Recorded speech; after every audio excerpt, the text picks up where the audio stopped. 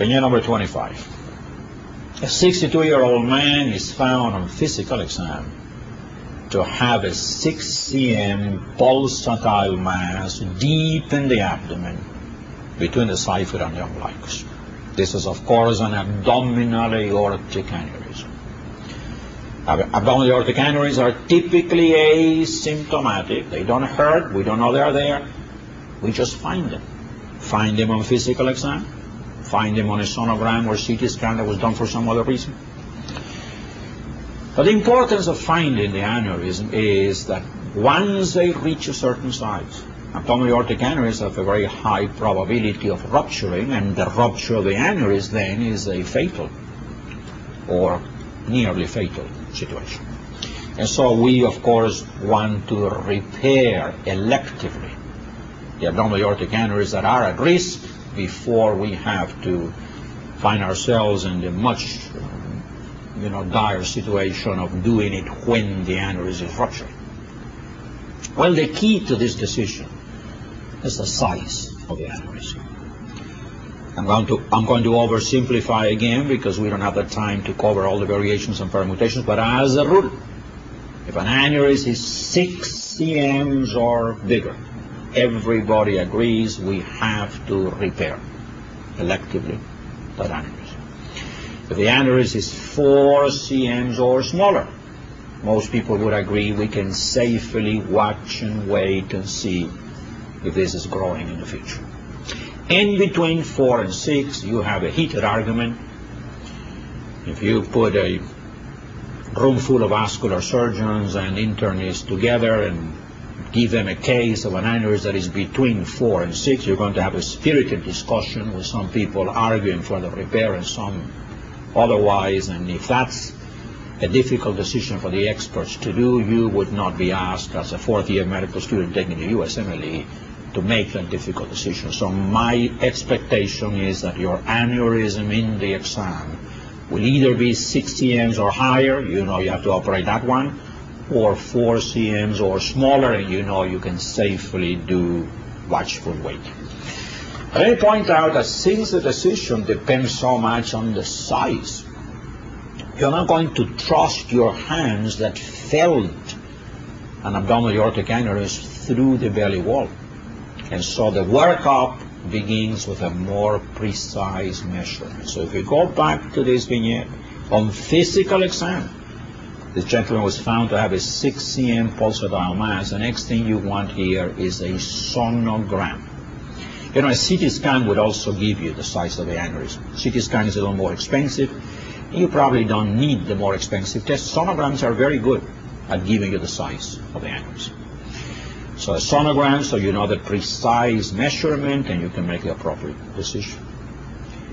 I might add that you almost never would do an arteriogram for abdominal aortic aneurysm. We don't need it for diagnosis. In fact, they don't diagnose them because typically in an abdominal aortic aneurysm there is a clot inside and there is a lumen within the clot. And so when you do an arteriogram, it looks normal. The flow of the dye that goes through there doesn't balloon out with the aneurysm. It goes right through the channel that's in the intramural clot. We occasionally have to do them if we have reason to believe the renal arteries are involved and so on. But again, I think you're going to begin the workup for purposes of the exam with a sonogram of that aneurysm. But there are a couple of presentations of an abdominal aortic aneurysm where a little different message comes across. Let's read vignette number 26. A 62-year-old man has vague, poorly described epigastric and upper back discomfort. He is found on physical exam to have a 6 cm pulsatile mass deep in the abdomen between the xiphoid and the umbilicus. The mass is tender to palpation. Normally an abdominal aortic aneurysm is not tender and gives no symptoms. The patient has vague discomfort, and when the aneurysm is palpated, it's tender. That aneurysm is getting ready to blow out. It's going to rupture within a day or two. You still have the time to get the sonogram. But this individual needs that vascular consultation today, because that repair will be done either later today or tomorrow. This one cannot be deferred for the next week or the next month. But there is another presentation that is even more impressive. Vignette number 27. A 68-year-old man is brought to the ER with excruciating back pain that began suddenly 45 minutes ago. He's diaphoretic, has a systolic blood pressure of 90. There is an 8 cm pulsatile mass palpable deep in the abdomen above the umbilicus. When an aneurysm ruptures, an abdominal aortic aneurysm, it typically begins by leaking blood into the retroperitoneal space before it blows up into the peritoneal cavity. And not surprisingly, the way that these present is many times excruciating back pain. And we need to know that the combination of a person who has an abdominal aortic aneurysm and the sudden development of extremely severe back pain means the aneurysm is rupturing right now. It perhaps hasn't yet blown up into the peritoneal cavity, so we still have a blood pressure and we still can feel the aneurysm. You know, once it blows, you don't feel it anymore. But this is the meaning. And so the answers you're going to be provided here, which might include things like, you know, do x-rays of a lumbar spine, get an orthopedic consult, do a myelogram, whatever, are not the correct answer. The answer is get the vascular surgeons in immediately. The vascular surgeons, by the way, will be able to do a quick sonogram there in a matter of minutes and confirm, yes, this is a leaking abdominal aortic aneurysm. But I think the importance of this vignette is a recognition of the emergency that it represents. You know, this vignette actually could be given to you in a different way. Let me make up a vignette for you right now. It's not written there, but I think it illustrates, you know, how you might find this on the exam. The vignette might say, a 75-year-old man with a 7 cm abdominal aortic aneurysm has been hospitalized to do cardiac workup in anticipation of his elective repair of this large abdominal aortic aneurysm. They call you at 2 o'clock in the morning to go see the patient because he's developed severe excruciating back pain. And then the options include get x-rays of the lumbar spine, get an orthopedic consultation, cancel this operation you were planning until we figure out what's wrong with his back, none of which, of course, are the correct answer. The correct answer is you get on the phone and you call that vascular team and say, you remember, Mr. So-and-so, that you were planning to operate next Tuesday? Well, guess what? You're going to be operating on him right now. All right, let's move on. Now we're going to be dealing with the lower extremity. And the first symptom of arteriosclerotic occlusive disease in the lower extremity is intermittent claudication. Vignette number 28, a wealthy, retired man has claudication when walking more than 15 blocks. Let's have a little background here. You know what claudication means. It's that pain that occurs when you're walking, that is relieved by rest, but when you walk again the same distance, you get the pain again. And we typically measure, we quantify claudication by the distance you have to walk before you get the pain. This man has claudication at 15 blocks. Now, the natural history of claudication is unpredictable. We don't know on any given patient if the claudication is going to get worse or not. And therefore, as a rule, we don't do, quote, prophylactic surgery, preventive surgery for claudication. We can never say to a patient, we better operate on you right now when you have very little limitation to your activity, because if we operate on you later, you will be much worse from the claudication. We don't know that. In fact, the only thing we know, and this one is predictable and very important, is if the patient smokes, the claudication will get worse. Now that we know. So we're giving a vignette of a patient who's a chronic smoker, still smoking, and begins to have claudication. The first answer is very easy. We need to help this gentleman stop smoking. But other than that, we don't operate early on in claudication. We operate in claudication when it interferes with the lifestyle of a patient, when something has to be done. Well, let's read this vignette again. A wealthy, retired man, that means he doesn't have to work. That means he doesn't have to walk. Has claudication when walking more than 15 blocks. You say to this gentleman, sir, from now on you're going to walk only 14 blocks. And have your limousine follow you nearby, so when you get tired you can sit down. See, the point I'm making is there is no point in doing an extensive workup in a man like this and considering doing surgery that has risks. Risk to the extremity, even risk to life, in order to palliate a symptom that in itself is not really that devastating. And so this gentleman doesn't justify a workup for claudication. Now, if he smokes, you help him stop smoking. That's it. Let's contrast that one, though, with vignette number 29. A 56-year-old postman describes severe pain in his right calf when he walks 2 or 3 blocks. The pain is relieved by resting 10 or 15 minutes, but recurs if he walks again the same distance.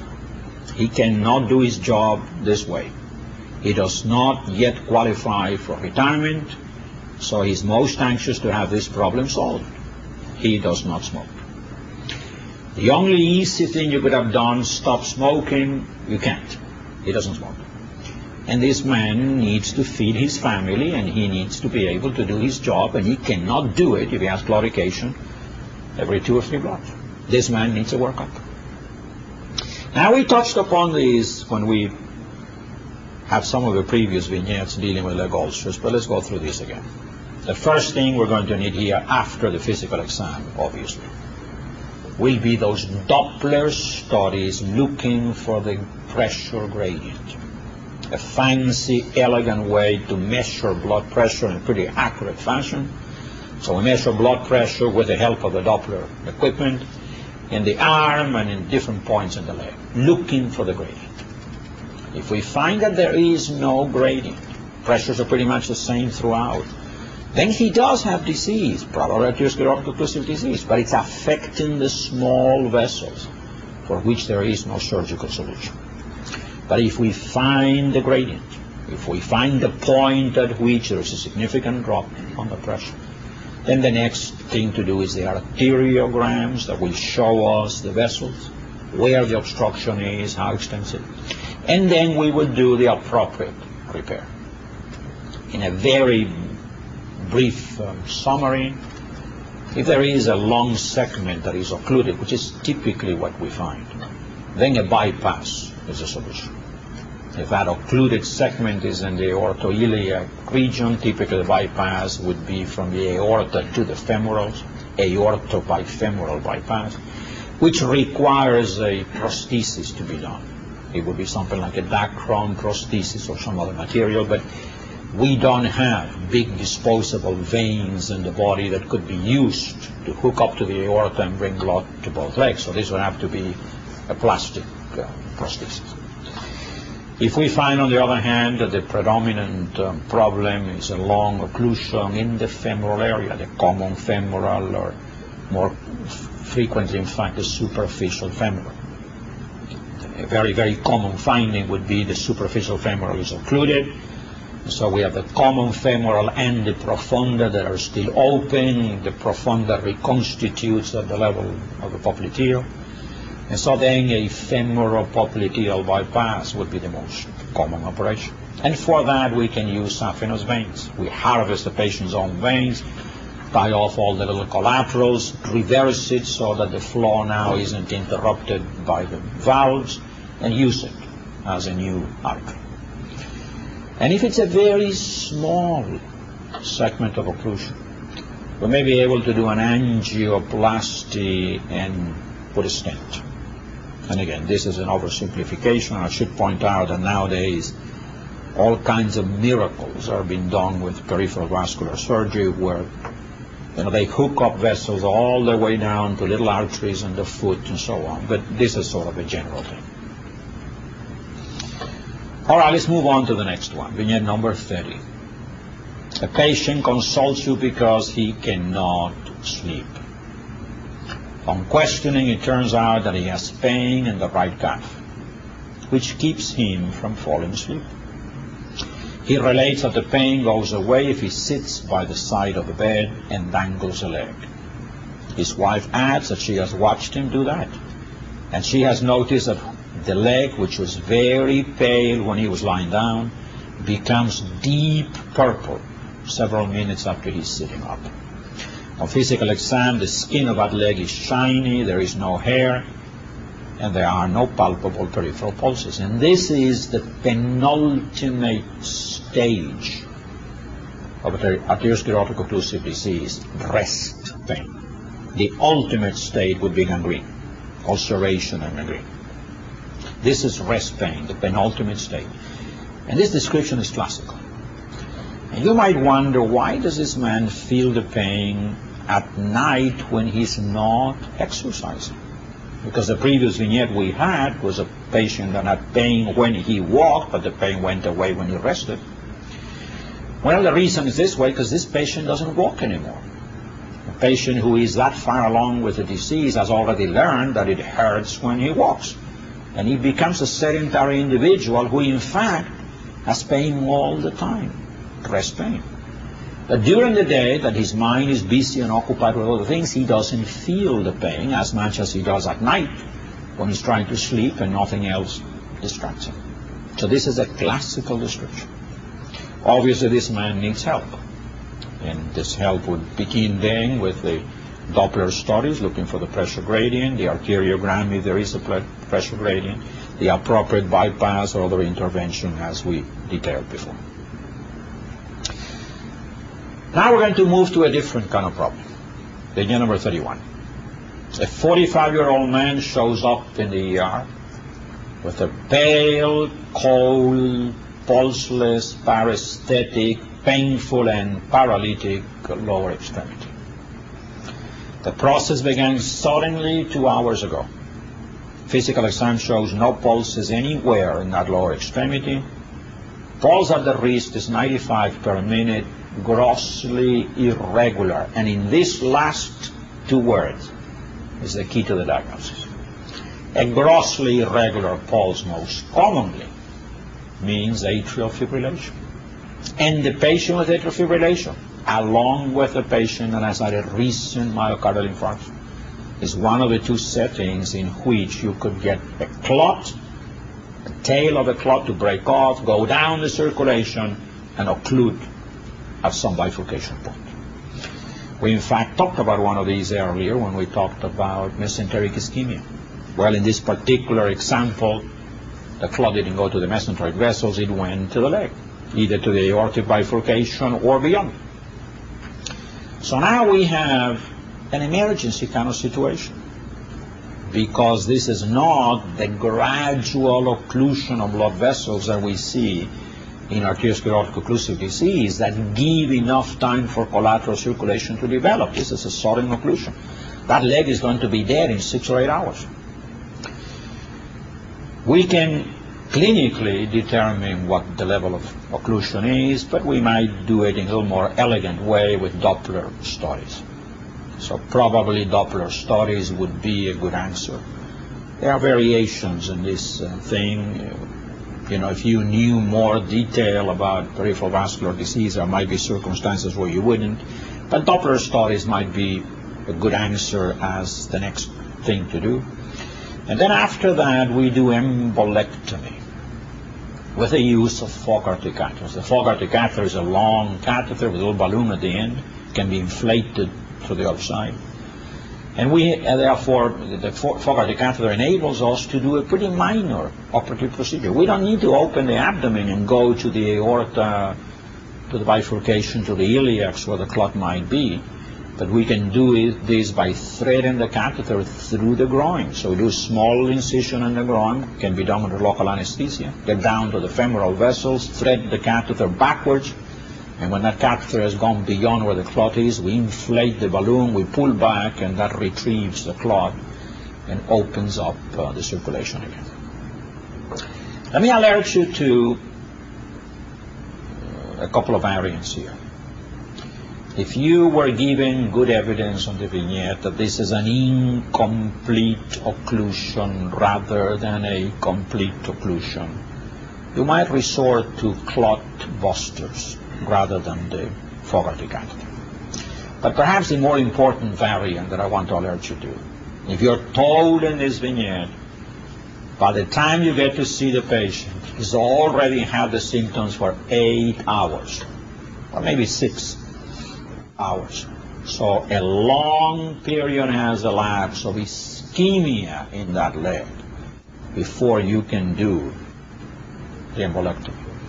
Then you have that little description that we talked about before, that prescription for disaster, where you combine prolonged ischemia with reperfusion and you get the compartment syndrome. And remember, one of the 2 places in the body with very high incidence of compartment syndrome is the lower leg. And so if that were the case, you should look for the answer where you do the embolectomy and you add fasciotomy, in the expectation that otherwise you could have the problem with the compartment syndrome. Well, vignette number 32. A 74-year-old man has sudden onset of extremely severe tearing chest pain that radiates to the back and migrates down shortly after its onset. His blood pressure is 220 over 110. He has unequal pulses in the upper extremities and a wide mediastinum on chest X-ray. Electrocardiogram and cardiac enzymes are negative for myocardial infarction. This is a classic. It looks like an MI, it sounds like an MI, but it's not an MI. Tearing, horrible chest pain in an old person. But the cardiac enzymes, electrocardiogram are negative, and then we realize this is a hypertensive. This is a dissecting aneurysm of the thoracic aorta. So we need to start a workup with an image that will show us what's going on. Typically, this individual already has had the chest X-ray like this vignette had. And the chest X-ray already shows the wide mediastinum. You know, in a different setting, this would have had a different meaning. In the trauma vignettes, we pointed out that the patient has suffered deceleration injury of significant magnitude, who's found to have a wide mediastinum, probably has a traumatic transection of the aorta. But if this is not a trauma vignette, but it's a hypertensive who suddenly gets a chest pain, that wide mediastinum is in fact the aortic dissection. But now we need to move on to a more detailed study. And here, in fact, there's a little echo of what we talked about on the trauma vignettes. At one time, the only way we could look at the aorta in detail was with an aortogram, which meant we had to put a catheter in there and shoot dye at high pressure and take pictures. And that, of course, is risky in an individual who already has a tear in the aorta. And so the search has been going on for non-invasive ways to do the same thing. And 3 candidates have been developing: transesophageal echo, MRI, angio, or the spiral CT scan. In fact, any of the 3 probably would be good enough to provide the diagnosis in many of the cases. But as it happens, a transesophageal echo is a little more intrusive. You have to put that thing, that probe, into the esophagus. The MRI is less commonly and easily available than the CT. So the spiral CT probably is sort of winning the race among these three options for a non-invasive way to provide the answer. I'll have to add, though, that if none of the non-invasive ways is able to provide the answer, we may have to do the all-invasive one. But I think you would begin the workup on this vignette with a spiral CT scan. If you're told in the vignette, we've done a spiral CT scan and we cannot read it, then it might have to be an angiogram, in which case that arteriogram has to be done with careful control of the blood pressure so that you don't add an awful lot of pressure with injection to an existing very high pressure and finish blowing up the aorta. Okay, what do we do after the diagnosis? General rule, again, riddled with exceptions. But the general rule after diagnosis has been made is if the dissection is in the ascending aorta, we do emergency surgery. If the dissection is in the descending aorta, we manage it medically. The patient would be in the ICU, and there would be effective control of his hypertension by medical means as the main modality of therapy. That concludes the cardiovascular vignettes. We're going to review now a few vignettes with skin conditions, obviously surgical ones because this is a surgical review. So these are going to be vignettes that deal with either basal cell carcinoma, squamous cell carcinoma, or melanoma. Of the skin, I might add, squamous cell carcinoma, basal cell. Now, all of these vignettes are going to have one thing in common. The patient who has the skin cancer is going to be a blonde, blue-eyed, or red-headed individual who, by virtue of his hobby or his occupation, is out in the sun all day long. Because those are the individuals who get skin cancer. Skin cancer is related to sun exposure. Individuals who live in a part of the world where the sun shines fiercely, if they are protected by nature by having a lot of melanin, they do not get the cancer. But if they are blonde, blue-eyed, or red-headed persons, they are at risk. And so we're going to find that the patient is a person of Scandinavian ancestry or immigrated from England or something, and now lives in West Texas or in Australia or a place like that where the sun shines fiercely, and who doesn't have an indoor job or an aversion to the sun, but on the contrary is out there all day long. And in fact, the nature of a patient may be obvious to you from the picture, because the question may come with a picture of the patient and has a lesion. All right, let's begin to read the vignettes. A 65-year-old West Texas farmer of Swedish ancestry has an indolent, raised, waxy, 1.2 cm skin mass of the bridge of the nose that has been slowly growing over the past 3 years. There are no enlarged lymph nodes in the head and neck.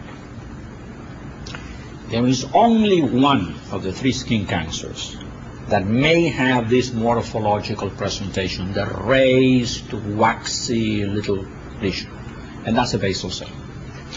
So the diagnosis on this one is already clear. This is a basal cell carcinoma. I'm going to save management, incidentally, until we do all of these skin cancers. Now let's move to the next one. Vignette number 2, a 71-year-old West Texas farmer of Irish ancestry has a non-healing, indolent, punched-out, clean-looking 2 cm ulcer over the left temple that has been slowly becoming larger over the past 3 years. There are no enlarged lymph nodes in the head and neck. Basal cell carcinoma can also show up as an ulcer. So basal cell carcinoma has two potential morphological presentations. It could be a waxy, raised little lesion, or it could be an ulcer that is not healing, but on the contrary is slowly growing. But the differential diagnosis here comes then with a squamous cell carcinoma of the skin, because that one also presents as an ulcer that continues to grow and doesn't heal. Well, there are a couple of ways to differentiate. The basal cell carcinoma grows slower than the squamous cell, so the basal cell is not unlikely that the vignette might say it's been there for 2 or 3 years, slowly growing. The basal cell carcinoma does not go to lymph nodes, so the vignette would not include information of enlarged lymph nodes in the appropriate draining territory. But perhaps even more important, there is a preferred location. And the way I explain this to my students is when God was designing cancers of the skin, God drew a line across the mouth, and God decreed all basal cell carcinoma shall occur above this line, and all squamous cell carcinoma shall occur below this line. And although that rule that I attribute to the Almighty has all kinds of exceptions in real life, it's a good guideline. So that if we have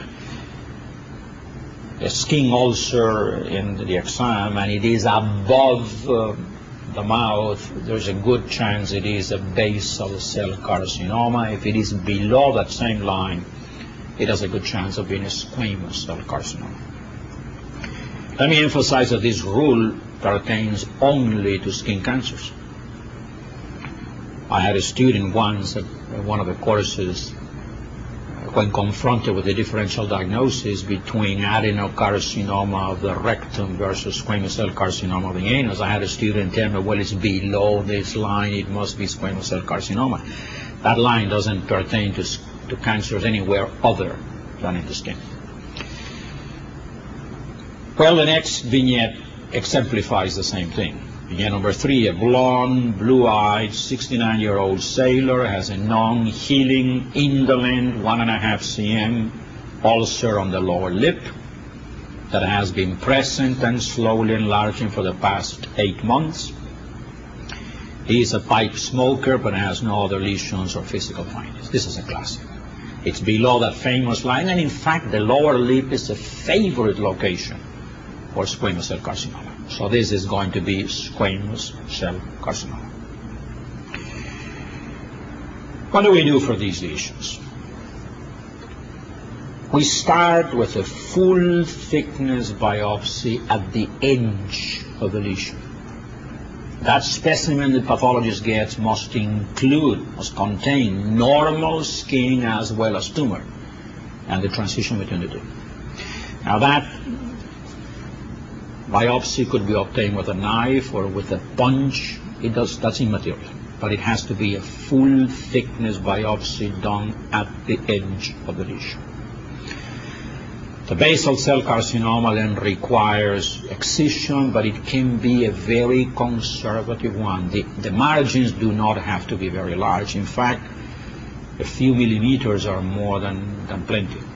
And we can, as long as we're cutting through normal tissue rather than cutting through tumor, we can excise and cure a basal cell carcinoma with a very small expenditure of normal skin around it.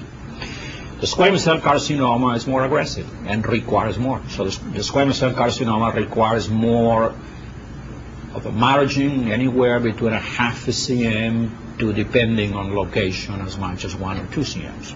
But at the very least, 0.5 cm would be required around a squamous cell carcinoma. But in the squamous cell carcinoma of the skin, we also have to think about lymph nodes because they may be involved. So there is good physical examination that's necessary to determine if also a lymph node dissection might be required. Now let's move to the melanoma. Vignette number 4. A red-headed 23-year-old lady who worships the sun and who happens to be full of freckles consults you for a skin lesion on her shoulder that concerns her. She has a pigmented lesion that is asymmetrical with irregular borders of different colors within the lesion and measuring 1.8 cm. A melanoma, as we pointed out before, also happens to the blonde, blue-eyed, red-headed kind of individual who's out in the sun all day long. But it is a pigmented lesion. And a mnemonic that is often given to medical students to remember which pigmented lesion is likely to be melanoma is the A, B, C, D. The A stands for the fact that the lesion is asymmetrical. The B reminds us that it has irregular borders. The C stands for color. There are different colors within the lesion. And the D refers to the diameter, which in the melanoma typically exceeds half a cm. So if we go back to this one, all the indications are there. Asymmetrical with irregular borders, different colors within the lesion, measures 1.8. Now there is another way for the melanoma to present. Let me move to the next vignette for that, and then we'll talk about management before we go further. A 35-year-old blonde, blue-eyed man left his native Minnesota at age 18 and has been living an idyllic life as a crew member for a sailing yacht charter operation in the Caribbean. He has multiple nevi all over his body, but one of them has changed recently. That's the other way that we suspect melanoma. So a long-standing pigmented lesion, of which most people have lots of them. Virtually all persons that are fair-skinned to begin with have a whole bunch of benign skin-pigmented things. When one of those changes in any way, it grows, it changes color, it bleeds, it perforates, whatever. Any change in a pigmented lesion suggests the possibility of melanoma. All right, what do we do for either of these presentations? Well, again, like in the previous two vignettes, we have to begin with a full thickness biopsy done at the edge of the lesion. But now we're asking the pathologist to give us two bits of information. Not simply the diagnosis that this is a melanoma, but also the depth of the melanoma.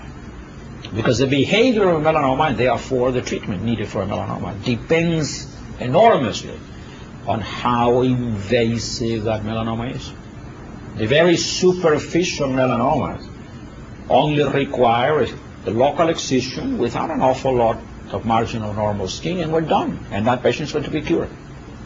But the invasive melanoma, the deep one, requires a much bigger excision at the primary site and requires attention to lymph nodes. We may have to do lymph node dissection and so on, because now we have a much more aggressive lesion. How does a pathologist tell you the thickness? It can be done in different ways, and different ways that keep evolving all the time. At one time, the favorite way, now pretty much going out of favor, was the Clark's classification. This is a histological classification. It uses histological layers of invasion and classifies the tumors on Clark levels 1, 2, 3, 4, or 5, where 1 and 2 are superficial, 4 and 5 are deep invasive, and 3 is the intermediate level. So that if a vignette were to say Clark's level 1 or Clark's level 2, we can do a little local excision. If a vignette says Clark's level 4 or 5, we need aggressive therapy for a highly malignant situation. And actually, if a vignette says level 3, that would be the one that would be most favorably influenced by the aggressive treatment, as opposed to no treatment that would enable it to continue to grow. So actually, we do better in terms of the impact of the intervention for the intermediate thickness melanomas. Well, after the Clark classification was used for a number of years as the preferred way, another classification called Breslau came into favor, where actually millimeters of depth were used. Breslau, as originally described and used for many years, the points, the landmarks were 0.75 millimeters, 1.5 millimeters, and 3 millimeters. And in that classification, then, if it was up to 0.75, 3/4 of a millimeter, that was a superficial melanoma. If it was more than 1.5, it was invasive. More than 3, it was a very bad, very invasive melanoma. And between 0.75 and 1.5 was marginal. But this use of the millimeters keeps changing all the time. And the more recent papers coming out of Australia, Australia being the all-time champion place for melanomas to occur, are now using 1 millimeter and 4 millimeters. And saying essentially on the recommendations for therapy, if it is 1 millimeter or less, you have a superficial melanoma that you can treat conservatively. You have 4 millimeters or more, you have a big, invasive, terrible one with horrible prognosis. And if it's between 1 and 4, it's an intermediate one. All right. Melanoma, though, could appear on the exam in other ways. Because melanoma happens to be an absolutely fascinating disease because it has a most peculiar, unique, bizarre behavior. And I'm talking now about invasive melanoma. Not the superficial one. The superficial one is very predictable. We cut it out and we're done with it. But the deep one, the invasive one. And there are two ways in which the deep invasive melanoma is different from regular cancer. One is it has no respect whatsoever for the normal timetable of the behavior of a cancer. In most other cancers in the body, the growth of the cancer, the time when metastasis occur is pretty predictable. It happens within a well-defined period of time. Not in melanoma. In melanoma, it is unpredictable. You may see a patient today that has a deep invasive melanoma removed from his back. And 3 months later, that patient may be dead with metastasis everywhere. And you wouldn't be surprised because melanoma does that. But by the same token, you can have another patient that has the same invasive melanoma removed from somewhere in his skin, and then 20 years go by, and that individual has absolutely no indication that the tumor is recurred or metastasized, and then at the end of 20 years, suddenly, he may be full of liver metastasis from that same melanoma. So there is no predictable time frame for a melanoma. And the second way in which melanoma is unique is the melanoma will metastasize to all the usual places: lymph nodes, liver, lung, brain, and bone. That which is the standard territory for cancers to go to, the melanoma goes there. But in addition to going there, the melanoma is the all-time champion for going to crazy, stupid places that no other self-respecting tumor will go to. So when we know that a patient had a melanoma excised, an invasive melanoma excised, and later on we see that same patient with a tumor growing, let's say, in the wall of the left ventricle, or in the wall of the duodenum, in some unusual crazy place like that, that's a metastasis from a melanoma. Let's read a couple of vignettes.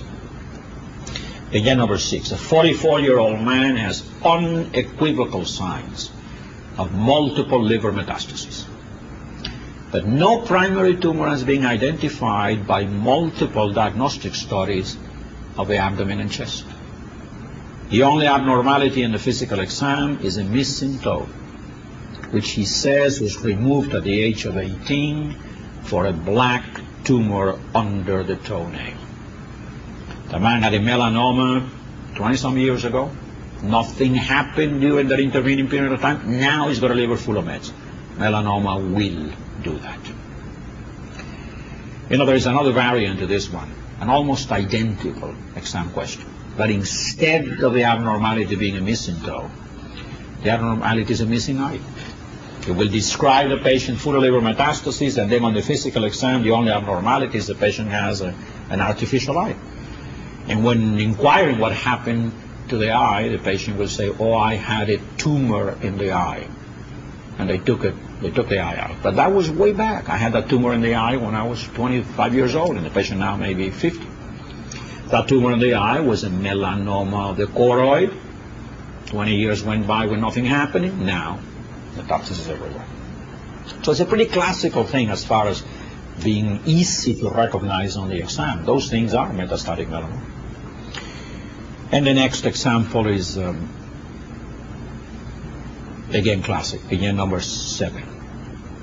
A 32-year-old gentleman had a Clark's level 5, or in today's more preferred parlance, a 3.4 millimeter deep melanoma, or it might be more than the 4 millimeters, removed from the middle of his back 3 years ago.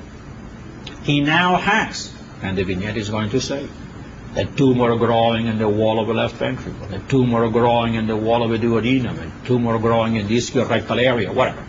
Some crazy place. That's melanoma. I might add, to conclude the melanoma, that because the behavior is so unpredictable, even though statistically any patient with a deep invasive melanoma or extensive melanoma has a high likelihood of death, statistically that's true, in any one patient we cannot predict. And we tell the medical students often, the only predictable thing about the behavior of a deep invasive melanoma is that it is unpredictable. Because it is unpredictable, we tend to be aggressive in our treatment. So we will resect surgically that metastatic tumor that's in the wall of the left ventricle, if we can do it, or the ones in the duodenum, because the patient may still die 3 months later with melanoma everywhere, but we might be pleasantly surprised, but this being the patient who goes another 20 years without anything happening. All right, we're done with the skin, and we now move to ophthalmology. And yes, there will be some questions in the exam that deal with ophthalmology. They will be there if they are good examples of high-impact disease, things that if you don't recognize and treat properly will impose severe problems on the patient. Let's begin with things that affect children. A 1-year-old child is suspected of having strabismus. You verify that indeed the corneal reflection from a bright light in your examining room comes from different places from each of his eyes. Let me stop. First of all, the vignette tells you how we make sure that what appears to be cross eyes are indeed crossed eyes. There are children that have a very wide bridge of the nose. Because the bridge of the nose is very wide, it looks as though they are cross-eyed, but they are not. And you can tell they are not because you look at them with a bright light in the examining room, and if the reflection of that bright light is in the same place in both eyes, those eyes are aligned. But if that reflection from the light in the examining room comes from different places in each of the eyes, those eyes are not aligned. All right, here is the significance of this. Even though we're born with 2 eyes that are there, ready to function and wired to the brain learns to process images from the eye for the full first 6 or 7 years of our life. And anything that interferes with that process on the part of the brain of developing the ability to look at images can interrupt the process and result in blindness. So if a child has crossed eyes, the brain is receiving 2 overlapping images. The brain doesn't like that. The brain suppresses one of the 2. Only one of the 2 images received will be processed. Only that ability to see from that eye will develop. The ability to see from the other eye doesn't develop. And if then, once a child is 7 or 8 years old, we were to surgically correct his strabismus, all we have accomplished is a little cosmetic improvement, because that child by then is blind from one eye and will be blind for the rest of his life. Blind from one eye that is completely normal, but blind because the brain cannot see it. All right, bottom line. We have a child on the exam with strabismus, crossed eyes.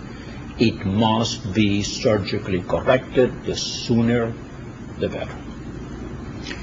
Let me alert you to an exception. If the vignette says a 5-year-old or a 4-year-old child is brought to the office The parents are very reliable, trustworthy people, and they say, Doc, we swear, this kid had straight eyes all through the first 3 or 4 years of his life. But as of lately, he is cross-eyed. Then that is a refraction problem. Kids early in life tend to look at the world that's far away. When they are a little older, they begin to concentrate on the things that are nearby. If they have a severe refraction problem, as they struggle to see things that are near, they cross their eyes to see those things that are near. And so if we have this very reliable history, then what that child needs is not a surgical correction. That child needs glasses. And in fact, it's dramatic. You see the picture of that child before the glasses were fitted, and he's looking cross-eyed. And then you see the little kid wearing his glasses looking straight at you. All right, the next vignette is another example of the same issue, that we want the brain to have a chance to develop images. Vignette number 2, a 2-year-old child has a huge pedunculated lipoma hanging out from his right upper eyelid and obstructing his vision on that eye. I realize this is a little far-fetched here. I think my imagination ran a little bit wild on writing this exam question, but I'm trying to illustrate. If something is there that doesn't let that eye see, we need to remove it while the child is still young enough to be able to develop the normal function. By the way, the name amblyopia is used to describe this process whereby the brain doesn't learn to process images from the eye. All right, let's move on. Vignette number 3. A young mother is visiting your office for routine medical care. She happens to have her 18-month-old baby with her, and you happen to notice that one of the pupils of the baby is white while the other one is black. This is an ophthalmological emergency. A white pupil in a child can be either one of two things. One is only bad, the other one is horrible. It actually could be a congenital cataract. And a congenital cataract is not a life-threatening condition, but it certainly needs to be corrected, because otherwise that eye is not sending images to the brain, and the brain is not learning to see from an eye. But the other thing it could be that could be devastating would be a retinoblastoma. Retinoblastoma is an extremely malignant tumor of the retina. It grows very rapidly. It can become lethal very quickly. And it is so malignant that, in fact, we consider this an emergency. You don't send that child to the ophthalmologist 2 weeks from now. You send that guy to the ophthalmologist today, because they will want to remove that thing immediately. All right, now let's move to things that affect the adult. One of the most common reasons for blindness in this country is glaucoma, along with diabetes and the macular degeneration of old age. Now, glaucoma, though, it's a silent disease. It's difficult to write an exam question about glaucoma, because a lot of people that have glaucoma don't know they have it. They have no symptoms until they begin to lose their vision, at which time it's a little too late. But there is one form of glaucoma that has a very impressive and very characteristic clinical picture. And because it constitutes an emergency, every physician trying to get a license to practice medicine is expected to know about this condition. Let me read the vignette. A 53-year-old woman is in the ER complaining of extremely severe frontal headache. The pain started about an hour ago, shortly after she left the movies where she watched a double feature. On further questioning, she reports seeing halos around the lights in the parking lot when leaving the theater. On physical exam, the pupil, this could be happening on one side only, is mid-dilated, doesn't react to light. The cornea or the corneas are cloudy with a greenish hue, and the affected eye, or both eyes, feel hard as a rock. This is a very good description of acute angle closure glaucoma. This is an individual who already had a propensity for increased pressure in the eye, had trouble getting the fluid out of the anterior chamber. And as you know, this removal of the fluid from the anterior chamber is easier to do when the pupil is constricted and more difficult to do when it's dilated. That's why patients who have glaucoma are given drops, eye drops that constrict the pupil. Well, this lady has been in a dark place for several hours. Pupils have been dilated. During those several hours she's been on that movie theater, the fluid has trouble getting out of anterior chamber. The pressure builds enough to create this impressive emergency condition. My friends in ophthalmology who tell me about these things tell me that they always see these in the evening. They never see one of these patients with acute angle closure glaucoma in the morning when the sun is shining outside. It's in the evening when they've been watching TV in a dark room or in the movies. They also add that the most common victim for this is in fact a female of Oriental extraction in the age group that I gave you for this vignette. So that might be what the vignette says. 53-year-old lady, she is originally from China or whatever. All right, so you recognize then that this is acute angle closure glaucoma because the classical findings are there. They include the pupil that is mid-dilated. The corneas are cloudy and greenish. The word glaucoma means green. And the eyes that feel hard as a rock. Emergency ophthalmological consultation is needed here. If I ask you what can you do in the meantime, you can use Diamox, a diuretic, pilocarpine drops, one can close it, or mannitol. And then the ophthalmologist will do something more effective, which in fact they will drill a hole in the iris so that the fluid can get out.